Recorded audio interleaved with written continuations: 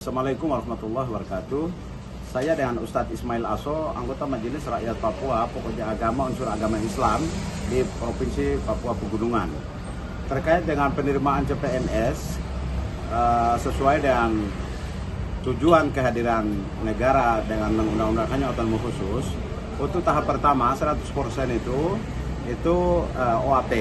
Setelah itu kemudian tahap kedua bisa 80. Nah, karena sejatinya di dalam teologi, baik itu saya sebagai tokoh agama ya, jadi secara teologi baik dalam Islam, dalam agama Kristiani, semua manusia diajarkan bahwa kita semua satu keluarga, sehingga jangan ada terjadi semacam diskriminasi. Nah, diskriminasi karena undang-undang otonomi khusus itu sejatinya diskriminasi positif.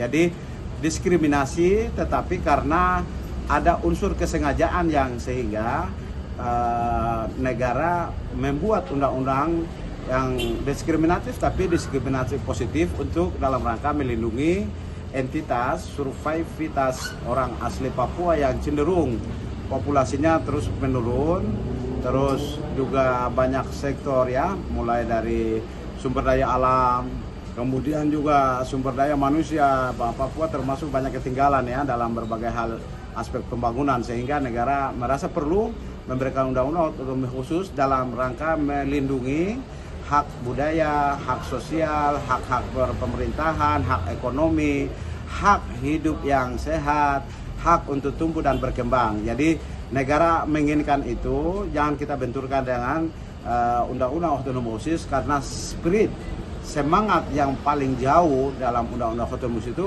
melindungi hak-hak keseluruhan orang asli Papua, sehingga dalam proses penerimaan CPNS itu kita harus hargai juga saudara-saudara kita sesuai dengan undang-undang otonomi khusus. Tetapi ada catatan di dalam undang-undang otonomi khusus itu, karena kita orang asli Papua lalu semacam diskriminasi terhadap saudara-saudara kita, tidak boleh. Dan saya pikir itu tidak ada, karena secara natural, secara alamiah kita manusia itu saling membutuhkan satu sama lain. Tetapi karena undang-undangnya menyebut seperti di Papua Barat Daya, ada beberapa yang kemudian muncul untuk ingin menjadi gubernur gitu.